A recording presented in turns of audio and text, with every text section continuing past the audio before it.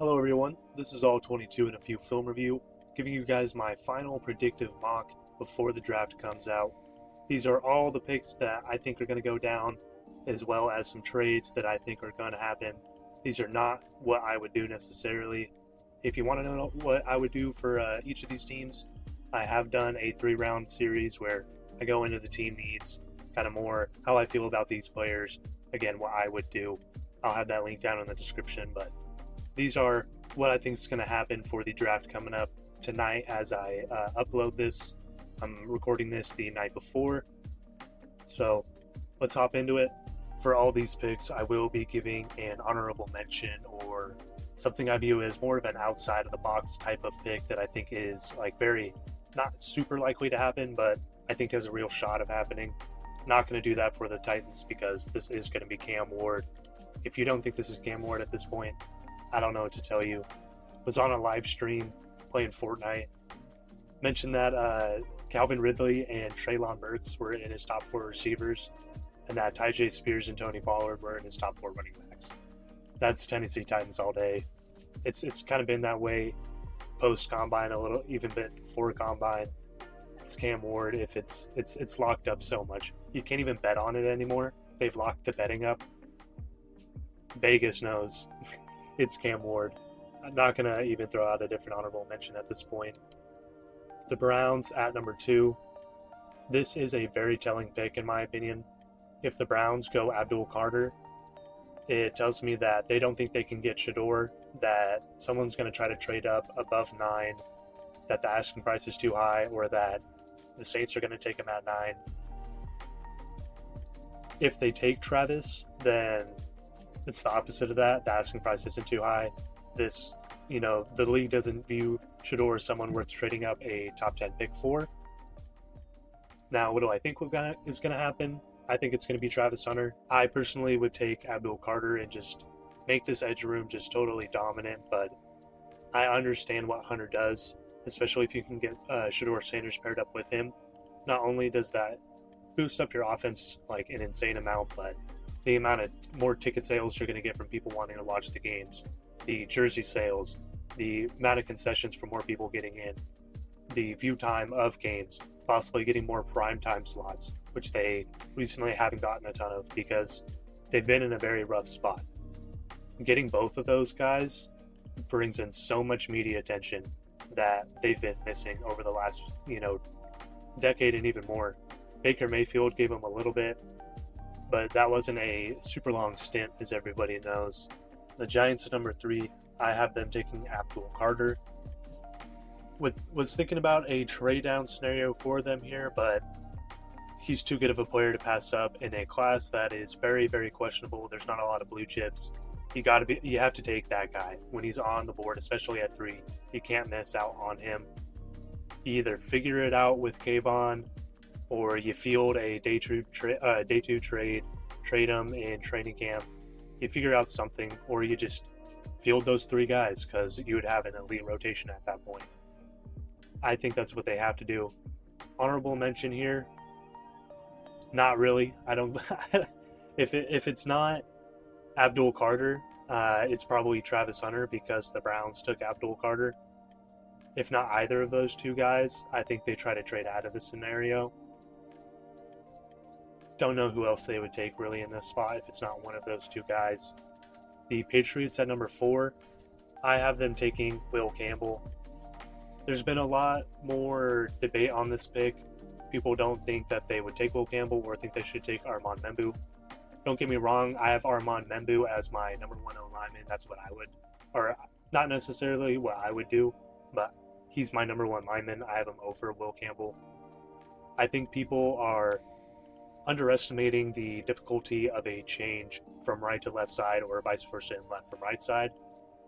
Being at the collegiate level, one of my best friends and teammates was a tackle that had to make the transition from left to right, and it's really difficult.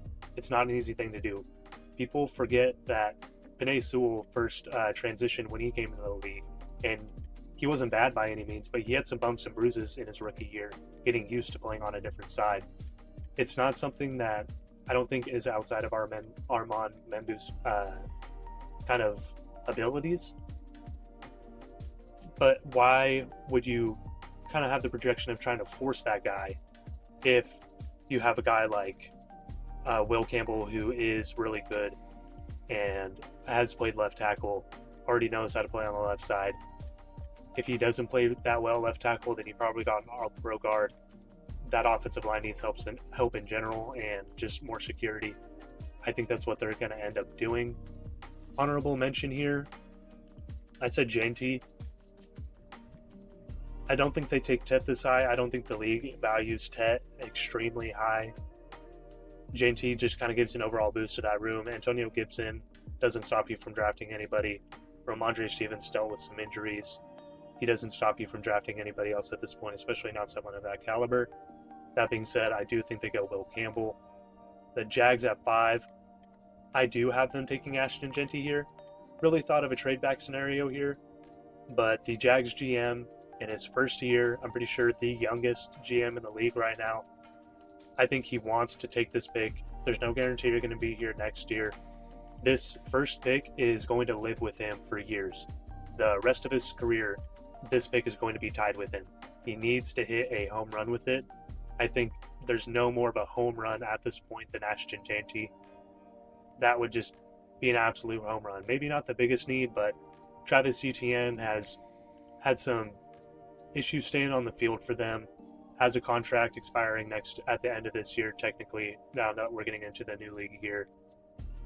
Don't think they try to retain him. Ashton Jeanty, super good, would be BPA at this point. I think, again, a home run pick, one that's going to stay with this GM for the rest of his career, one that he needs to hit. I think that this would be an absolute slam dunk for them. Honorable mention, I also thought about Mason Graham here, kind of the consensus chalk pick for a while, starting to kind of turn into JT a little bit. I think it'd still be a really good fit for them.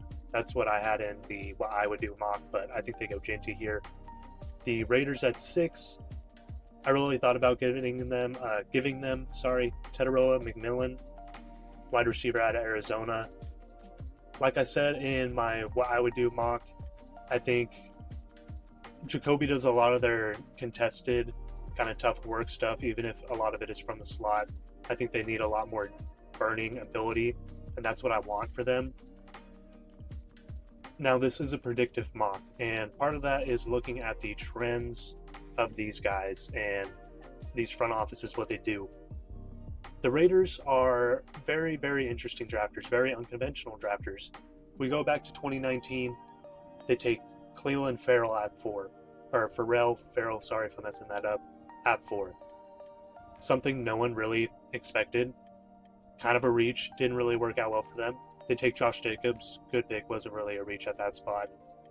Jonathan Abrams, also in that draft, a little bit of a reach. You think after that, Damon Arnett definitely was a reach at the spot he was taken, didn't end up working. Henry Ruggs, not so much of a reach, but wasn't consensus number 1 receiver in that draft. That was a little bit of a surprise, them going Ruggs that early. Again, another non-consensus pick. Alex Leatherwood, a reach, didn't really work out for them, but again, another really non-conventional, non-consensus pick. Even Tyree Wilson, I mean, people were starting to project him being high towards the end of the process. He was a very late riser, but still a very, very traitsy projection pick, non-conventional pick. And then Brock Bowers, not that he wasn't worth the value at all. He's been great, 100%. And a lot of people had him that high on their big boards. He was definitely worth like a BPA selection. Just non-conventional in the fact that they had already had Michael Mayer. No one really projected or thought that they would go that route. Another non-conventional pick. A theme here with the Raiders. I think they go that route again. I see this cornerback room that's completely depleted for them. What I think they're going to end up doing here is Will Johnson. Again, thought about Teteroa McMillan. I could see that being the spot. That's probably my next thought for here. But the Raiders stick and pick, and they like to take people that really no one projects them going to be taking that early, or picks that people don't really value the player that highly as they're taking them. Not that Will Johnson's not worth it at 6, but some athletic concerns that have come out, arm length concerns, even though he is a full-sized corner in terms of height and weight. Injury concerns, of course, with the season-ending injury. But something's telling me this is going to happen. I just have the feeling. This would be the wildest take for me of this first round, but I could see it happening. Would be insane if it does. Come back to this video if it does. Help me help me get that one out there. Not if it doesn't work though. The Jets at 7. If Armand Membu is here at this point, this has to be the pick in my opinion. Maybe you think of a Tyler Warren, but it just can't be. I don't think it would be. Where they have okay. I don't know why I was missing Armand Membu on the draft thing here. Armand Membu would have to be the pick. They need right tackle. Armand Membu, right tackle, one of the best tackles in this class. Elite tester, really built super thick, got long arms despite not being super tall. Still full-sized in terms of weight, in terms of length, athletic tester, strong tester. I think he's the pick here at 7. I think that is the no-brainer. Tyler Warren would probably be my number 2 if they were to swing a different option. Maybe you think of a trade scenario. I just can't think of one at this point, especially someone trying to trade up for Shedeur Sanders. Trying to think of trade scenarios, especially at number 8 for the Panthers, who have openly stated they're willing to trade number 8 and that they didn't get a lot of calls. That doesn't surprise me a lot. You think about the teams that might want to trade above the Saints for a Shedeur. It's the Steelers, who have no second round pick and not a ton of capital in this class in general. Maybe the Rams, but the Rams are in win now mode. I don't think they're going to be trading up for Shedeur Sanders. They have a closing window. They just got Devontae Adams, and they have Matthew Stafford coming to an end. I think they're really trying to win now with the group that they have now. Really keep trying to push this window with how competitive they ended last season. And then maybe the Giants trade back up from 34. That's really, really steep. The Browns trading back up at this spot again. 33, really, really steep. I just can't really see a real scenario that anyone comes up. Maybe for a different player, maybe someone wants to come up for a Banks. I could see that. Maybe someone thinks that Teteroa is falling way too far and they just really want to get him and they want to trade above the Panthers with the Jets. I can see it happening. I don't predict that happening for this. The Panthers have been tied to Jalen Walker this whole draft process for so long. They need help on the defense all over. He can help in multiple spots if his upside hits.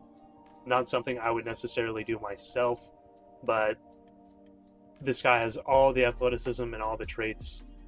He is a hard worker, someone the Georgia locker room raves about and the coaching staff raves about.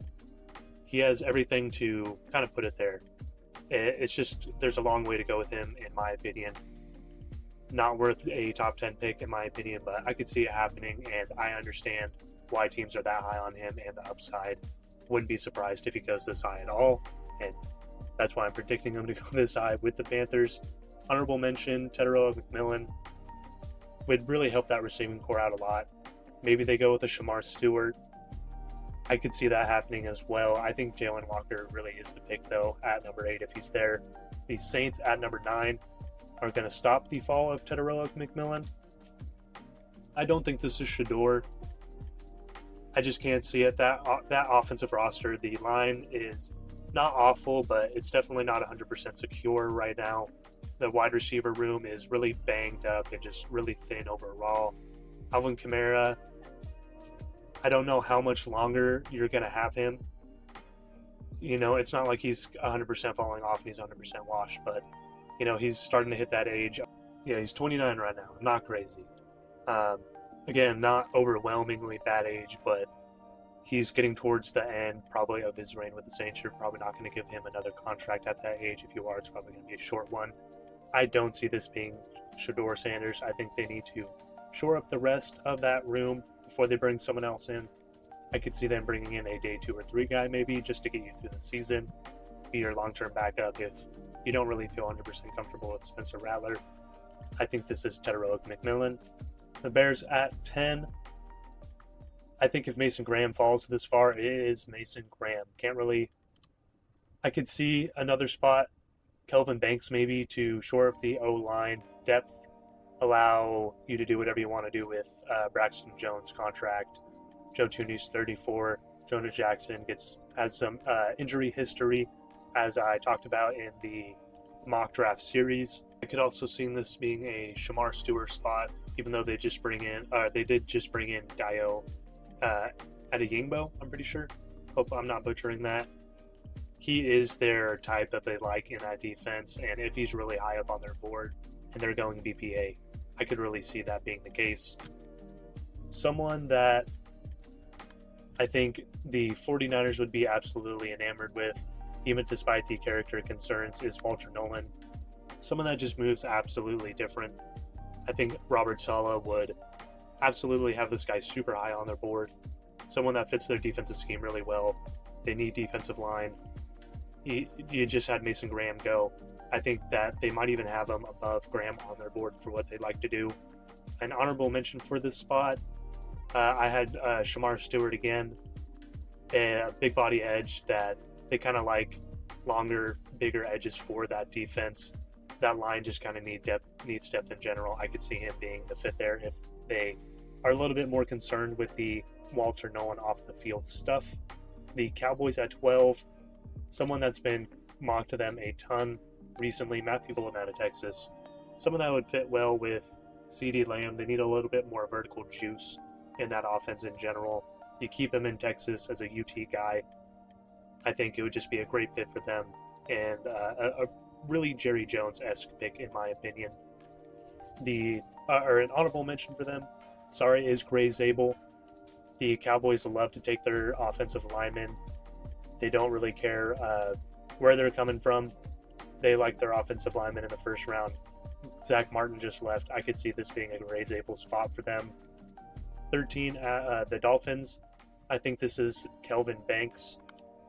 Someone that can step in and play guard for them. They need O-line help right now. Not the best zone fit, but someone I think can still work in zone. If Patrick Paul doesn't really work out for you this season, someone they did spend a second round pick on, someone that office is probably going to want to see at least play before they write him off as a non-starter. If he doesn't work out for you, you can slide Banks out to left. Works really well for that line. They need insurance on that offensive line super, super badly, in my opinion. Honorable mention for them, Maxwell Harrison. With Will Johnson going so highly, Jalen Ramsey going, someone that can play in that zone style system they have. I think Maxwell Harrison can do that for them. Someone that moves super, super well. That being said, I do think it is Kelvin Banks. The Colts at 14, I have this as Tyler Warren. Not super exciting. This has been mocked all the time. I could see this being a trade out spot. Also, I really do think this is Shamar Stewart here if this isn't Warren. Chris Ballard is a guy who really likes his big-bodied, athletic, RAS score type guys. And Shamar is someone who has all the size and athletic and testing profile you can ask for. He's like a 10.0 RAS tester, which is relative athletic score relative to other guys at the position, which means he's an athletic freak, basically. If this isn't Warren, I think that is Stewart, especially with Dayo leaving. I know they have Latu in pay and Sensa Mabukum there. I don't think they're overwhelmingly moved by pay. Latu is someone that they like a lot there, but I don't know if they value him as a 3-down guy yet.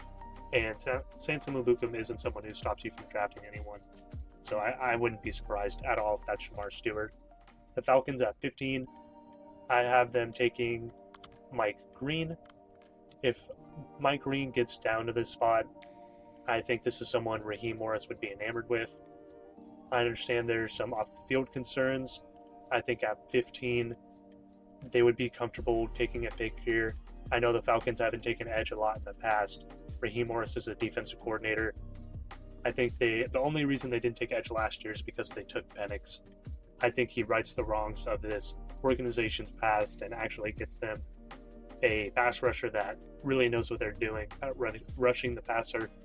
I feel good about that right there. Wouldn't be 100% surprised if it's not that.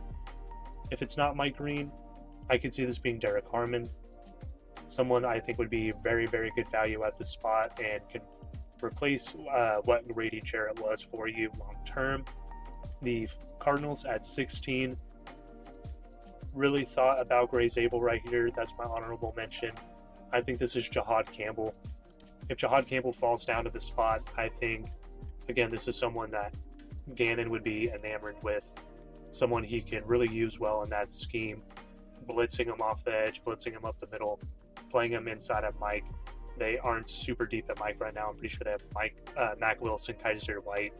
He can get some snaps in over some of those guys. Really like that fit and the value for Campbell here. I think the Cardinals would love him. I could see him maybe slipping out if they value offensive line as a bigger need or value Zabel above him. I think his floor is the Bucs. I think if Campbell gets to the Bucs, he's not falling farther than that, but that's what I think the Cardinals are going to do, especially if the board falls this way and Campbell falls to them. 17, the Bengals are probably pretty sad that Kelvin Banks is no longer there. I have them taking Derek Harmon. If Derek Harmon is here at the spot and Banks is gone, they could probably take Simmons because I feel like they would be comfortable doing that even if he isn't going to play this year. But they need someone who's going to play on the line this year, whether that's offensive or defensive line. Super good value for Derek Harmon here. You know, he's not edge help. He's still D-line help. They need help on that line in general. If they don't take Derek Harmon here, I think it is probably Gray Zabel. And that's who I have the Seahawks taking at number 18. Most likely, absolutely ecstatic that Gray Zabel is here at this spot. I don't know if he falls to 18, but the way I predict the board falling out like this, I think it does happen. They would absolutely love Gray Zabel. They probably have him as the number one prospect on their board because they need guard and center. He can do either for you. Super versatile for them specifically, a dream fit because, like I said, guard or center for them. They can take a center in round 2 or a guard in round 2, depending on BPA. Not feel forced to need to pick one or the other because he is so versatile. Love that pick for them. I think they rush that card in 1 second if he's on the board at that spot. At number 19, this is where I have my first trade. Now, this is a very interesting spot. It is going to be with the Browns. You might be thinking, why do the Bucs want to trade with the Browns? Now, the Bucs are in win now mode, and they don't have a lot of picks in this class. As we pull this up, they have 19, 53, 84, 121, 157, 235. Not a terrible haul, but for a team in win now mode, with the class being majority of its value in day 2, in rounds 2 and 3, I can really see them trading back here. I understand if it's a Donovan as a Raku spot, or maybe you reach for a corner, but you know, Gray Zabel could have probably stuck in at left guard for you. He's gone. Derek Harmon can plug in for you in the middle. He's gone. Mason Graham, Walter Nolan are gone. A lot of the top edges are gone. There's still Michael Williams and Ezra Raku, and I can see that happening here. But in this class, maybe you feel like you can get a similar edge, or maybe one of those guys falls, and you can pick them up with the 33rd pick that you can get from the Browns. And that's why I see them doing that. Like I said, in win now mode, need the picks right now in a very, very second and third round deep class where you can still pick up a good edge. Their fits here aren't really great for who's left on the board. You can trade back, still get a really good player. The Browns, of course, trading up for Shedeur Sanders. The Browns are going to be trading pick 33-67, which is the fifth pick of the third round, right outside the second round. 33 is the first pick of the second round, so the first pick outside the first round, still very valuable. And then 216, which is in the sixth round this year. And then the Bucs are going to be sending 19, of course, as well as 235, which is their seventh round pick. And then just as a little bit of a sweetener, a 2026 round fifth. trade calculator on Over the Cap is a great way to look at trade scenarios. Over the Cap does great work with salary cap, contract info, trade scenarios. They have points assigned to every single pick in the draft as far as the actual pick points itself. According to the general trade chart, I forget what it's called, but there is a general trade chart where every single pick in the NFL draft has a point value. And then they also have the APY of those rookies, their average salary a year, to try to give a overall value to each pick. And if you do trade scenarios on there, they kind of tell you, which side is winning by how many total points, how many points does that pick equivalent to, all that stuff. In this scenario, it has the Bucks getting a tiny bit more value. The value equivalates to them gaining a seventh, like an extra seventh, basically, in turn of pick points. So a tiny bit more value than they're sending the Browns, which is more than worth it. I could see the Browns even sending them more because they would be trading up for a quarterback, and the Bucks would be trading back so far. But like I said, they get 33, they get 67, two very valuable picks. All they have to give up is a 7th and a 5th round next year to do it, and they're moving up to get a 6th round pick, which they don't have in this class. With that pick, of course, taking Shedeur Sanders, I will be doing a pick for the Bucks since I did trade out of the first round for them. Don't want to slight any Bucks fans that may be seeing this. Also, if anybody else were to trade up into the first round, would be doing the same for them. Gives you guys a little bit of extra draft content as you get to see a little bit of extra picks of what I think would happen in the second. But the Broncos, number 20 here, I think if Omarion Hampton is here on the board, it's 100% him, especially with some of these top receivers already gone. Could also see this being a Luther Burden spot. Sorry if you see my eyes going to the left a little bit, that's where I got my notes. But I think this would be Omarion Hampton. I think Sean Payton would really like him. They need a running back to really just shore up that backfield and provide juice to that offense, help Bo Nix out. I could see this being Burden. I think it's going to be Hampton. The Steelers at 21. I have another trade here. I have them trading out of the first round. Now, interesting spot for them. Another team that just doesn't really have any picks working for them right now. They go to propose a trade, and we go to the team I'm going to be trading with, the Jags, trading back into the first round. You'll see that, let me get here. See that the Steelers don't have a lot of picks this year. They don't have a lot of picks. The Jags have a ton of picks, and I think they're going to be trying to make some splashes, especially, like I said, with that GM in his first year. Picking up a very sure prospect for this first one in Ashton Jeanty, and I really like this trade for them. You'll see why in a second as we get into the details of this trade. Now, they don't have comp picks on here, but the Steelers actually have a 3rd round comp pick next year, a 4th round comp pick next year, and I think a 6th round comp pick next year.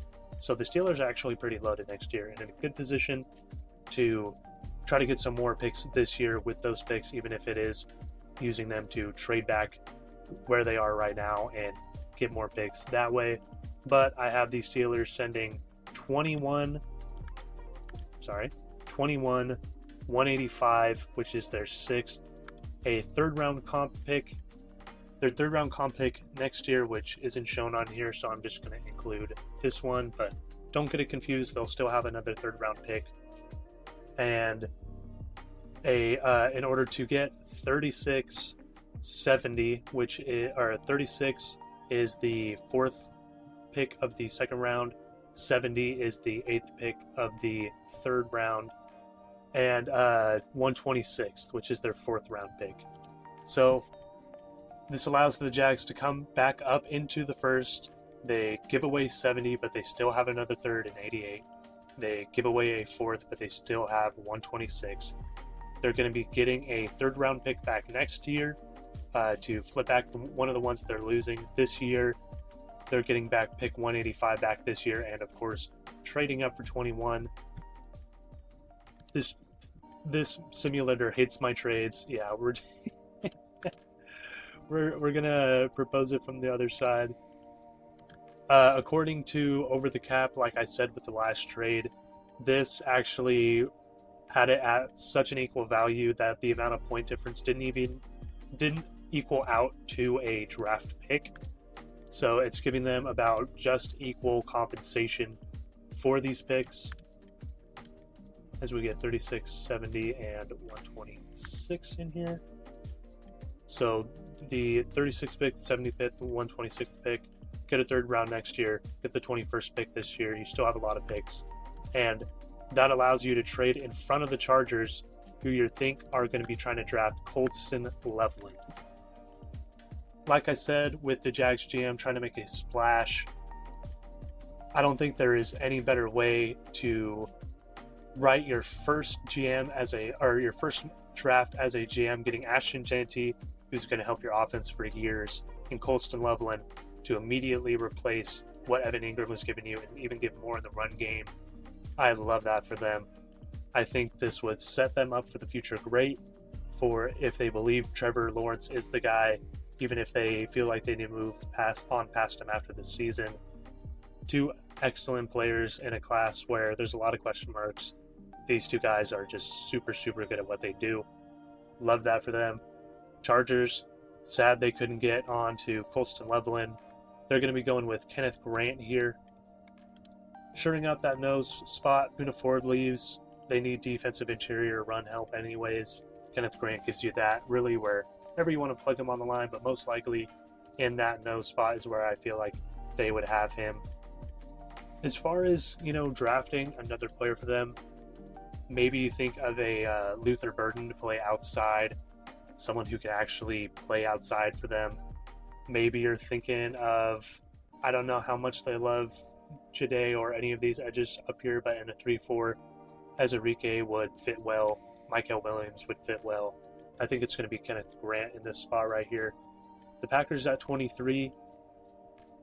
I also saw this being a Shamar Stewart spot. I think Shamar Stewart is absolutely the type of body that they like to look for. This also could be an Emeka Ibuka, a Luther Burden spot. I think that personally, given the situation there, given at corner with Jair probably not being there next season, they don't have a lot of outside bodies. They got Nate Hobbs, but they still need more depth at outside. Maxwell Harrison is someone I think they would fit really well in the type of scheme they're running. I think that they would value him high, especially with how their cornerback room is looking right now. I think that's the direction they're going to lead, given the board. Maybe they try to go one of these wide receivers. Like I said, this is probably a Shamar Stewart spot, given how they like to draft, but is what it is. I got another trade coming in right here with the Vikings. I'm going to be trading back with the Chiefs. This is probably the easiest trade to mock up. A lot of times, the trades we see in the draft are not trades we expect or trades that we predict. This one's so easy, so predictable that it's probably not going to happen. I wouldn't be surprised if one of those other ones happened above this. But the Vikings, who have 4 picks this year, most likely candidate to trade out of the first round, if not do something with their picks next year to try to do something with these picks. I think that they 100%, 100% try to trade out of this spot. I think Kansas City is a natural spot for them to try to trade with. I have the Vikings sending over 21. It would be a 5th round comp pick in 2026, which isn't listed on here. So we'll just say the 4th, but it is a compensatory pick. So super late round 4th round pick, and a 2026 7th round pick, probably one of the earlier ones, maybe one of the middle ones, for 31 for 95, which is their back end of the 3rd round pick. That is the second to last 3rd round pick before you start getting into the compensatory picks, and a 2026 5th. I think that this is good value. You're sliding down 7 spots, but you're picking up a 3rd round pick, albeit a super late 3rd round pick. But the Chiefs will be getting a 5th round pick back for those troubles, as well as getting a 7th round pick. I really like this value for them. This is another trade that the over-the-cap value chart valued at being more equal.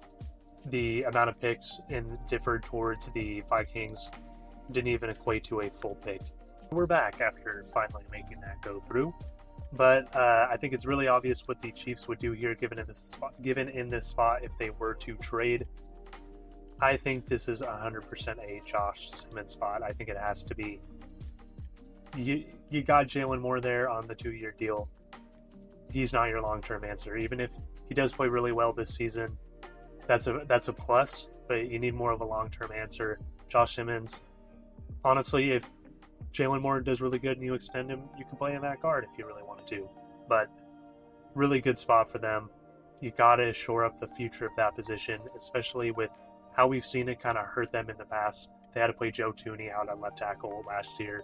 Previous Super Bowl when they played the Bucks, their line was just all over Patrick Mahomes.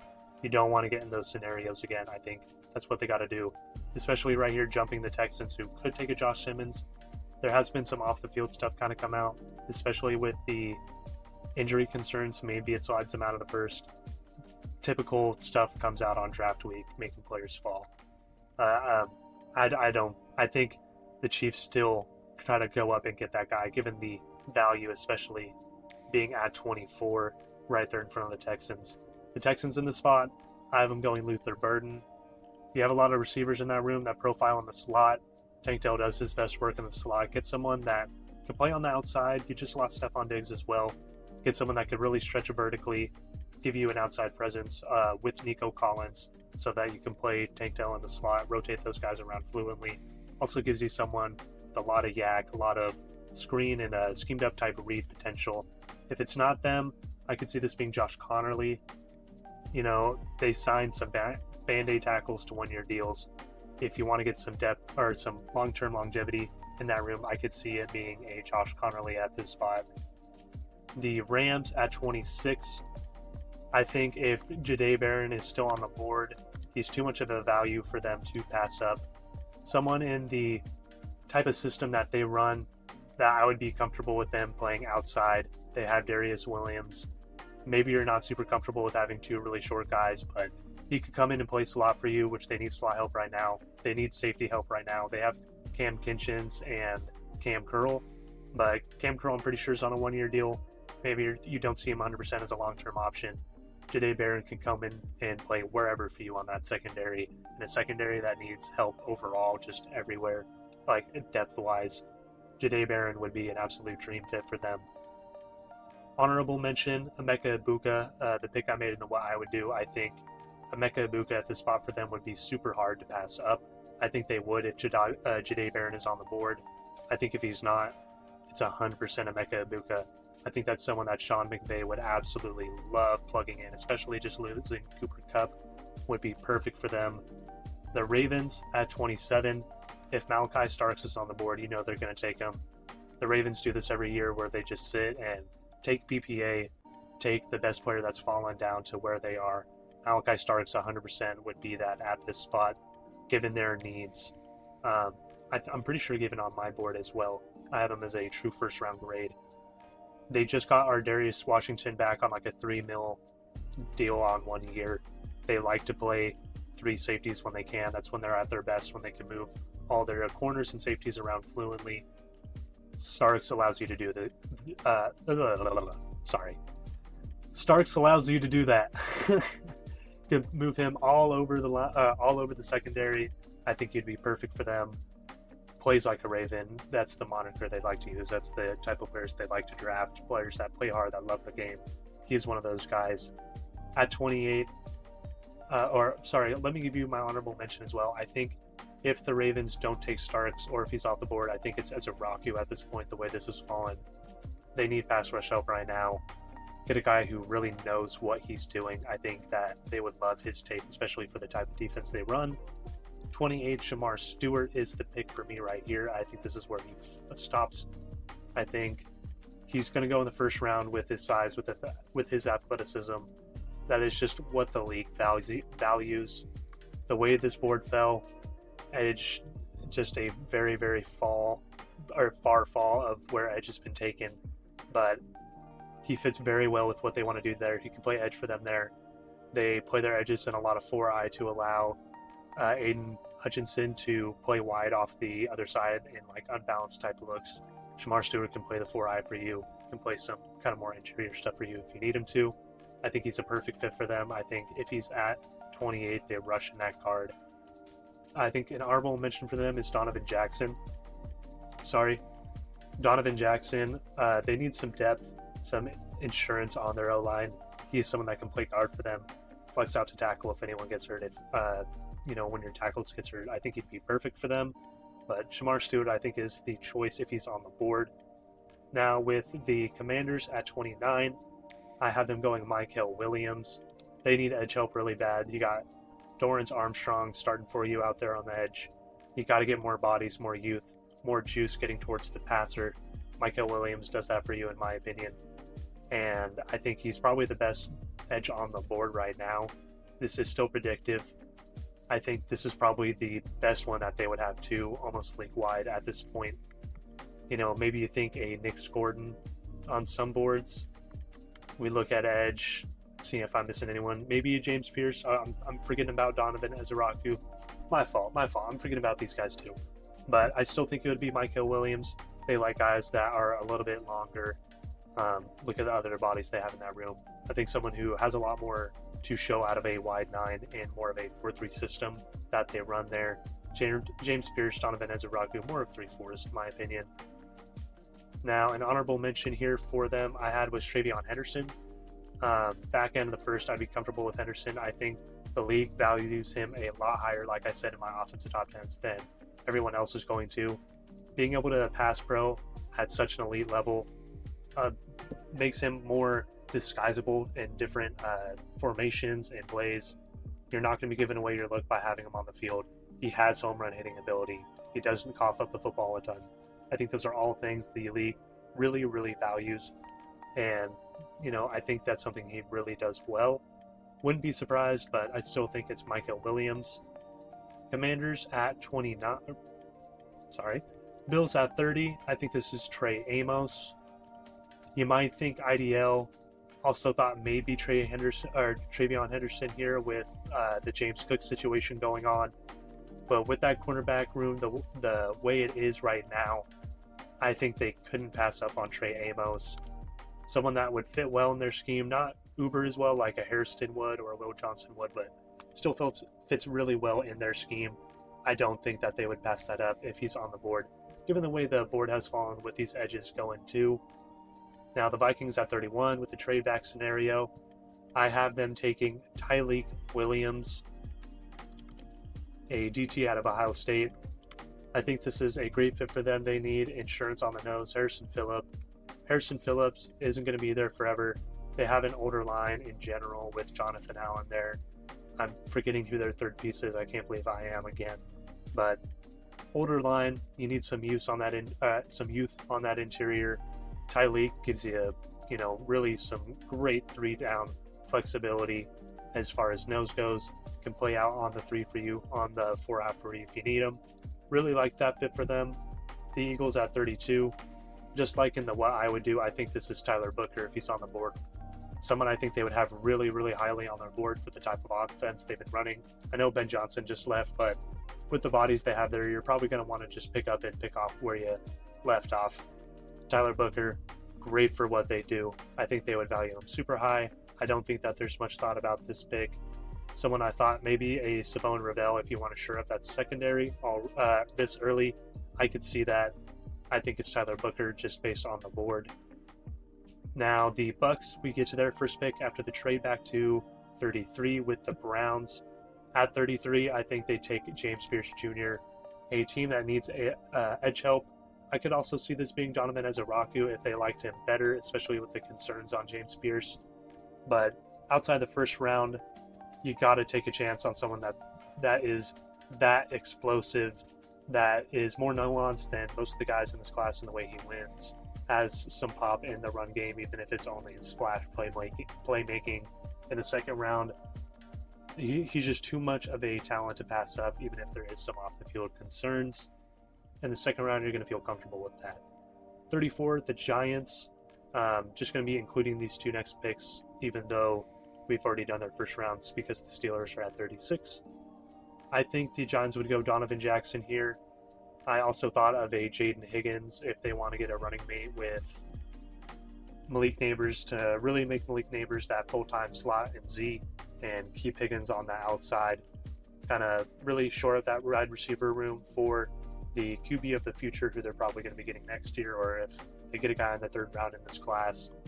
But I went with Donovan Jackson, just a guy that could really plug in anywhere on that O-line for them, can compete for a guard spot right away. If they don't like who they're playing at right tackle, maybe you try him out at tackle, someone who's a really good athlete who can probably make the transition. Like I said, it is a difficult transition, but I believe he could do it if you needed him to. You know, there's a good chance he'd be able to do it. Really like Donovan Jackson. Now, the Titans at 35, I think this just has to be Jaden Higgins. Now, 66 on here is crazy. Sorry.